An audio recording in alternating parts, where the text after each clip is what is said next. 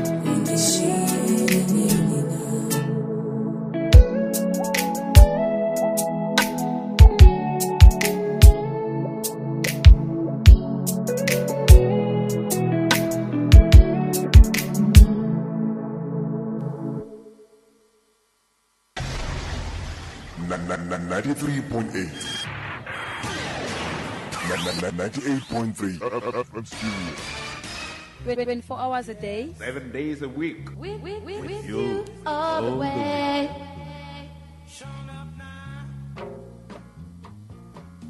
Vuyo, hayi, le side hustle yakho izindiswe yilona yakwa Capfin. Akunjalo kunjalo kanye. Yayi ngalolu loan yase Capfin, digqiba uphumelela i10k. Sikhase ngeloan yase Capfin. Yaye nawe ungangomnye kwabalishumi abaphumelelayo. Rhoqo ngeveki, faka isicelo online okanye uya nakweyiphi iveki yakwa Pep okanye kwa Ackermans. Le promotion iphela ngoSpini kuMay 2025. uCapfin ngumbolekisi imali obhalisiweyo. Ukuyibamisela nemiqathango. Plan smart, think Capfin.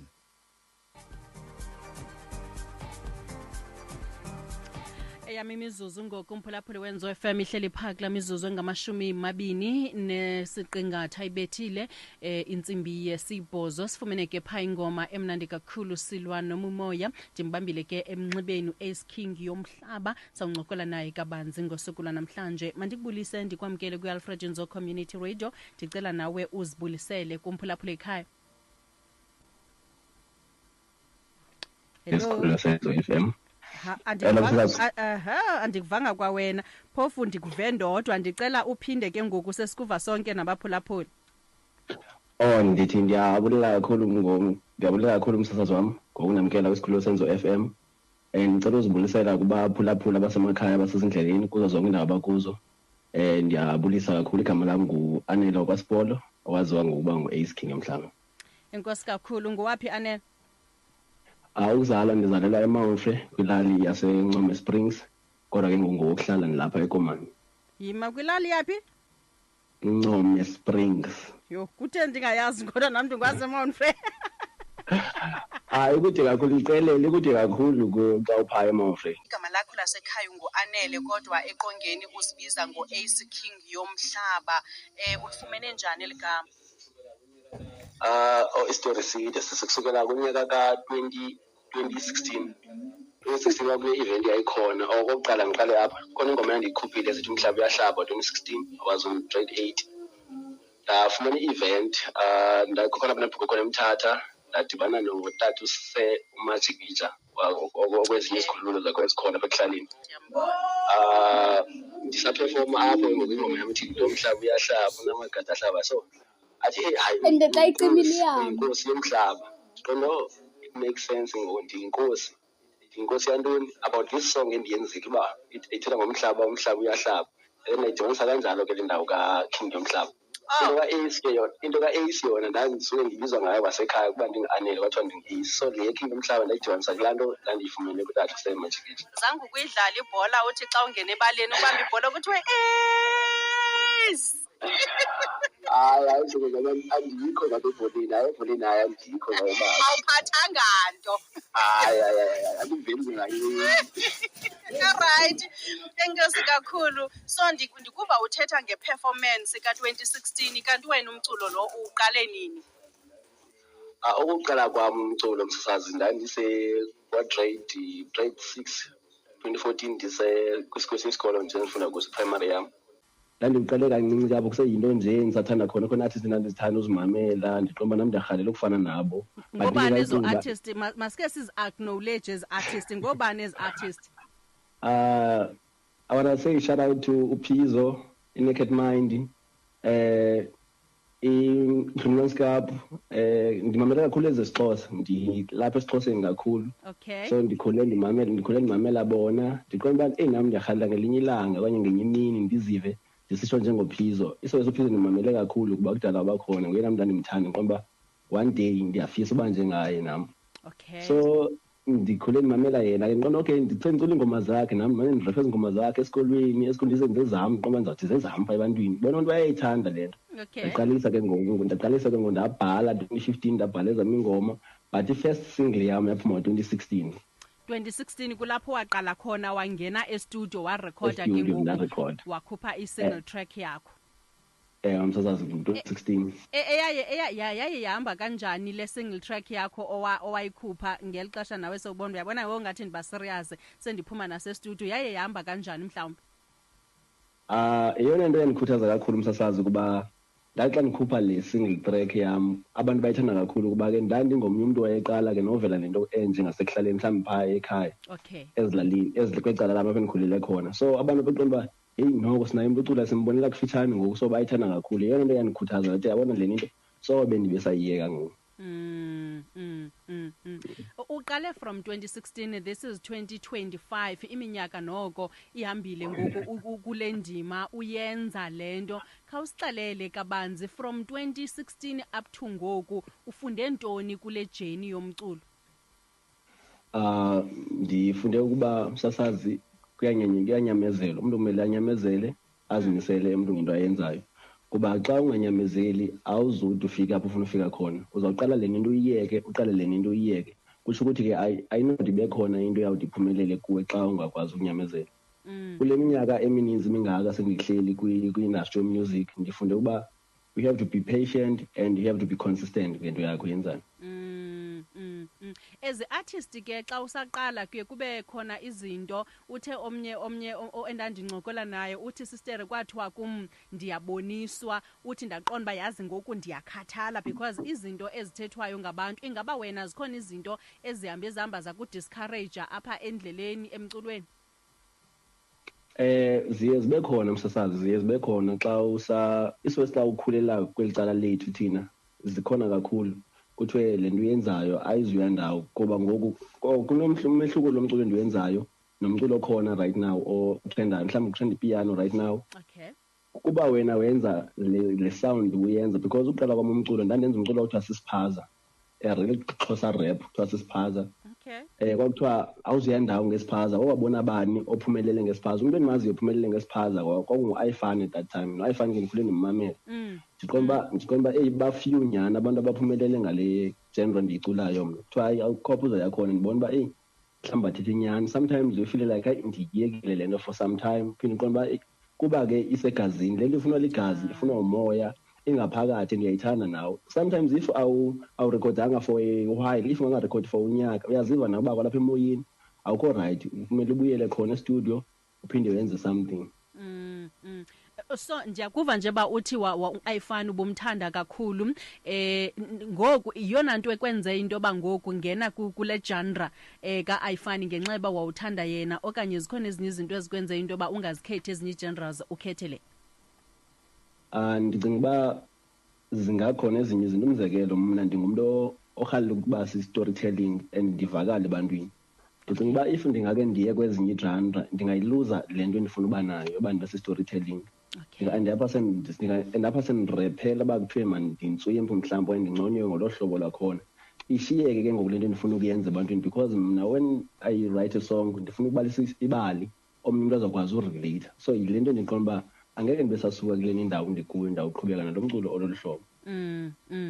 Uthi kumungu waseMount Frobert now awukho se-Mount Frobert lento uyiqale ulapha kwaBhaca then wamuva waya kwenye idolopho kodwa kwalapha kweliphondo lempuma Koloni ndihalela ukwazi intoba ukumuva kwakho akuzange kuphazamisane namhlanje kanye so uthi no mna ndike ndiva baculi ke bathi bane followers mna ndine followers zama eziseMount Frobert now moving to another town zange affecte lonto emculweni wakho.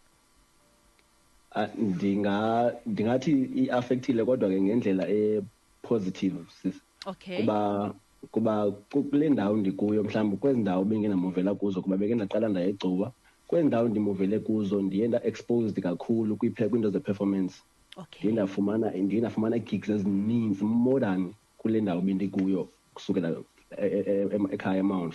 Andike shem xa ukulalali yakho asikuboni nokukubona sikwazi sikazi nekwazi and ayaziwa sister injalo xa ngiphaya elalini ndihlalela nje elalini ndikhangela network if enselalini ukwazi ukufumana kodwa ke ndifumanekile kuba ndilapha so into ezinjalo sister awukwazi ukufumaneka kwi-gigs awukwazi ukufumaneka kwindawo ezininzi mna ndingathi lantika in a positive way i-affect in a positive way kuba ke ngoku abantu bendibashiya eMount bona abazifans zami bayakwazi ukufumana social media platforms kuba ndisekhona and basakwazi u-engage nami ndisafumaneka kubo nabantu ke bane-events abasafuna ukundibiza bangandibiza ndiyofika ndikwazi ukumnandisa khona eMount banibone abantu abaseMount kona xa ushifta usuka kwenye indawo ya kwenye indawo iba nalo utshintsho lenzayo loo nto but ke kum indenzele in a positive way and ngendlela endiqonda uba ndiyayonwabela. Ndibona le ngoma yakho endikwamkele ngayo ingoma apha ufeaturishile ngubalo mfeaturifile izithi nguvideo kanye nguVID. Le ubuyidlala kuqala ibithi umama featuring uNomalanga Faye. uNomalanga Faye yenye artist yami endinayo apha e-studio. Oh okay caba kukhona into ebhideneyo ke apha because kuthiwa silwa nemimoya then kube sekuba ngumama inoba ikhona into ebhideneyo okay sawulungisa. Le ubundifake ngayo ke bisithi mama featuring uNomalanga Faye.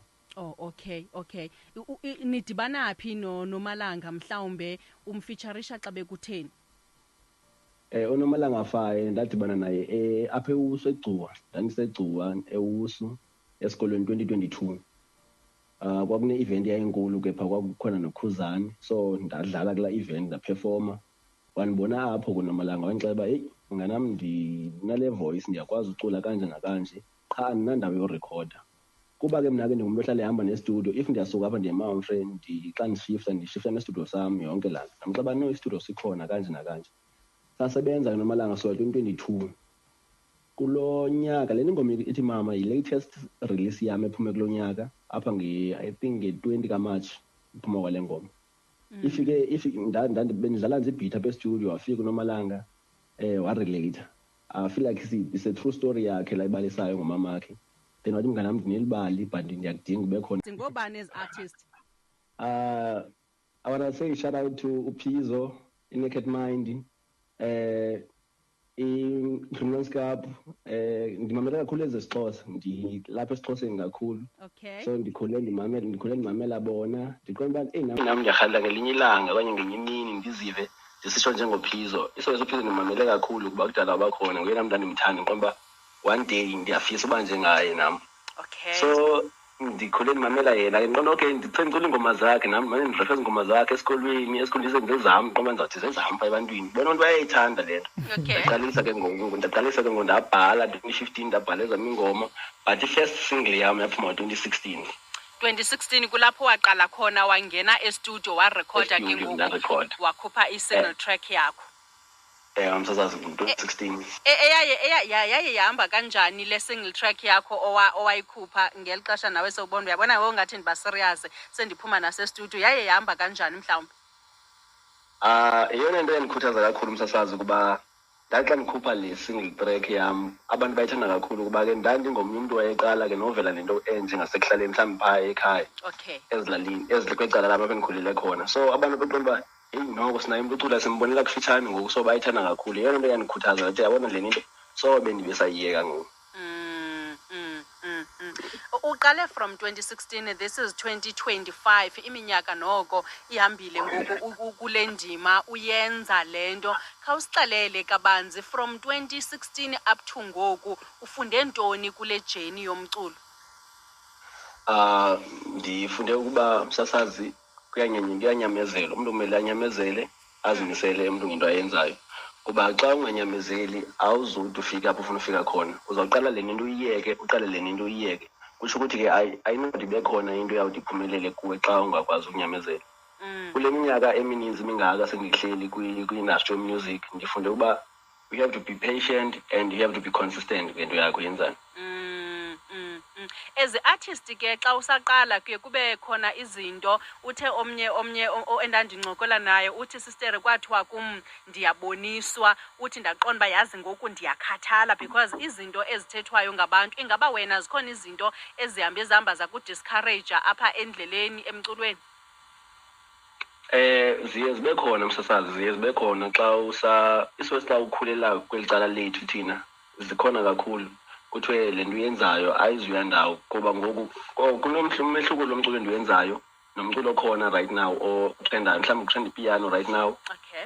Ukuba wena wenza le sound uyenza, because uqala kwam umculo ndandenza umculo okuthiwa sisiphaza, really Xhosa rap kuthiwa sisiphaza. Okay. Kwakuthiwa awuzuya ndawo ngesiphaza. Wabona bani ophumelele ngesiphaza? Umuntu endimaziyo ophumelele ngesiphaza kwakungu-iFan at that time. No-iFan ke ndikhule ndimmamela. Ndiqomba bafew nyhani abantu abaphumelele ngale genre ndiyiculayo mna. Kuthiwa awukhophuza yakhona ndibona uba mhlawumbi athethe inyani. Sometimes you feel like ndiyiyekile le nto for some time. Phinde ndiqonda uba kuba ke isegazini, le nto ifunwa ligazi, ifunwa umoya, ingaphakathi ndiyayithanda nawo. Sometimes if awurekhodanga for a while, if ungarekhodi for unyaka, uyaziva nawe uba kwalapha emoyeni awukho right, kumele ubuyele khona estudio uphinde wenze something. So ndiyakuva nje ba uthi u-iFan ubumthanda kakhulu, ngoku iyona nto ekwenze into yoba ngoku ngena kule genre ka-iFan ngenxa yoba wawuthanda yena, okanye zikhona ezinye izinto ezikwenze into yoba ungazikhethi ezinye ii-genres ukhethe le? Ndicinga uba zingakhona ezinye izinto. Umzekelo, mna ndingumntu orhalela ukuba si-storytelling and ndivakale ebantwini. Ndicinga uba if ndingake ndiye kwezinye iigenre ndingayiluza le nto endifuna uba nayo yoba ndiba-si-storytelling. And apha sendirephela uba kuthiwe mandintswimpu mhlawumbi okanye ndinconywe ngolo hlobo lwakhona, ishiyeke ke ngoku le nto ndifuna ukuyenza ebantwini, because mna when I write a song ndifuna ukubalisa ibali omnye umntu azokwazi urelate. So yile nto ndiqonda uba angeke ndibe sasuka kule indawo ndikuyo ndawuqhubeka nalo mculo ololu hlobo. Uthi kumungu waseMount Frobert now awukho seMount Frobert, le nto uyiqale ulapha kwaBhaca, then wamuva waya kwenye idolopho kodwa kwalapha kweliphondo leMpuma Koloni. Ndirhalela ukwazi into yoba ukumuva kwakho akuzange kuphazamisane namhlanje okanye so uthi no mna ndike ndiva abaculi ke bathi bane-followers, mna ndine-followers zama eziseMount Frobert, now moving to another town zange i-affecte loo nto emculweni wakho? Ndingathi i-affectile kodwa ke ngendlela e-positive sis. Okay. Kuba kule ndawo ndikuyo mhlawumbi kwezi ndawo bengenamuvela kuzo, kuba beke ndaqala ndayegcuba kwezi ndawo ndimuvele kuzo ndiye nda-exposed kakhulu kwiinto ze-performance. Okay. Ndiye ndafumana gigs ezininzi more than kule ndawo bendikuyo kusukela ekhaya eMount. Andike shem xa ukulalali yakho asikuboni nokukubona sikwazi sikazi nekwazi. Waziwa sister injalo xa ndiphaya elalini ndihlalela nje elalini ndikhangela network if enselalini ukwazi undifumana, kodwa ke ndifumanekile ukuba ndilapha. So into ezinjalo sister awukwazi ukufumaneka kwii-gigs, awukwazi ukufumaneka kwiindawo ezininzi. Mna ndingathi lanto ke ine-positive way, i-affecte ine-positive way, kuba ke ngoku abantu bendibashiya eMount bona abazii-fans zam bayakwazi undifumana in-social media platforms kuba ndisekhona and basakwazi u-engage nam, ndisafumaneka kubo. Nabantu ke bane-events abasafuna ukundibiza bangandibiza ndiyofika ndikwazi ukumnandisa khona eMount bandibone abantu abaseMount. Kona xa ushifta usuka kwenye indawo ya kwenye indawo iba nayo utshintsho lenzayo loo nto, but ke kum indenzele ine-positive way and ngendlela endiqonda uba ndiyayonwabela. Ndibona le ngoma yakho endikwamkele ngayo ingoma apha ufeaturishile. Nguba lo mfeaturifile, izithi nguvideo okanye ngu-VID? Le ubuyidlala kuqala ibithi umama featuring uNomalanga Faye. uNomalanga Faye yenye artist yami endinayo apha estudio. Oh, okay. Caba kukhona into ebhideneyo ke apha because kuthiwa silwa nemimoya then kube sekuba ngumama. Inoba ikhona into ebhideneyo. Okay, sawulungisa. Le ubundifake ngayo ke ibisithi mama featuring uNomalanga Faye. Oh, okay. Nidibana phi noMalanga mhlawumbe umfeatureisha xa bekutheni? uNomalanga Faye ndadibana naye apha eWusu eGcuwa, ndandisegcuwa eWusu esikolweni 2022. Kwakune-event yayinkulu ke phaa, kwakukhona noKhuzani, so ndadlala kula event ndaperforma. Wanibona apho kuNomalanga wandixela uba heyi nganam ndinale voice ndiyakwazi ucula kanje nakanje, qha andinandawo yorekhoda. Kuba ke mna ke ndingumntu ohlala ehamba nestudio, if ndiyasuka apha ndiye-Mountain xa ndishifta nestudio sam yonke laa nto. Ndamxeba no istudio sikhona kanje nakanje. Sasebenza ke noMalanga soya 2022. Kulo nyaka le ngoma ithi Mama yi-latest release yam ephume kulo nyaka apha I think nge-20 kaMarch iphuma kwale ngoma. Bendidlala nje ibhithi apha estudio, wafika uNomalanga warelate. I feel like it's a true story yakhe la ibalisayo ngomamakhe. Then wathi mnganam ndinelibali but ndiyakudinga ube khona kule ngoma and ndiyayidinga le ngoma uyilide uyithathe because ndiyakwazi uba nguwe ozoyiphusha until yofika kule ndawo endifuna ufike kuyo. So idibene kanjalo ikolabo yam noNomalanga. Okay. Enkosi kakhulu. So njengoba ndibona uba uyafeatureisha umthetho wakho, ibe njani insebenziswano phakathi kwakho nabantu obafeatureishayo emculweni wakho, ngoba ngelinye ixesha ke kwambe ufumanisa into ba akusekho kuhle, sekukhona izinto ezininzi nezithethekayo ngokomculo. Abanye bathi hayi weba ingoma yami omnye wathini, zonke ezo zinto. Kunjani wena ukusebenzisana naba bantu ofeatureisha nabo? Thina sisaphathene kakuhle kuba ndihlala ndisitsho xa singena estudio ndithi into yokuqala singekasebenzi makuvele i-paperwork uba kule nto sizawuthi siyayenza sizawuyehlula kanjani ekugqibeleni. Asikwazi ukwehlula umsebenzi sesigqibile ukusebenza kuba omnye uzawufila ingathi ufake i-effort eninzi kunomnye. Ithi sangena estudio, if sizakwenza ingoma utsho uba if uzandizela nebeat, ipesenti yakho ithini kule beat, enze xa sisisebenza sisenza izi-blitz. Mna ndithetha ngezi-blitz asisebenzi upfront payment, sithetha ngezi-blitz enzela uba ipesenti yakho uhambe nayo ube soft, ube mnandi wedwa endlini. If yakhalaza ke awuzukwazi ukhalaza sesigqibile, yonke umntu eneplatform yokuthetha abasingekaqalisi kwa usebenza. Abasendisebenze nawo sisasebenze kakuhle kakhulu. Alright. Sele ndikiyeka nje mntasekhaya liphelile ke ixesha lethu. Sele ndikiyeka ndirhalela ukwazi into ba abantu bakufollowisha njani kwe-social media platform, and then kwawena nje ufumaneka njani, umculo wakho ufumaneka njani?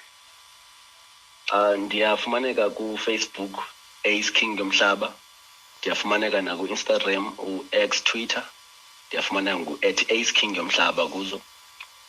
For i-bookings abantu abarhalela ukunibhukha ndiyafumaneka ku-082 959 7508 082 959 7508.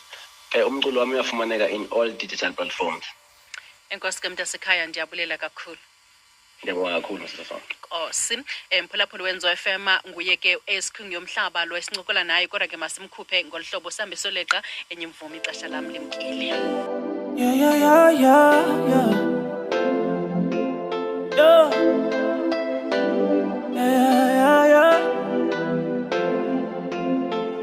Steady on my mind, even my grandma, that's a lonely road. Got all my family looking at me, that's a heavy load. As in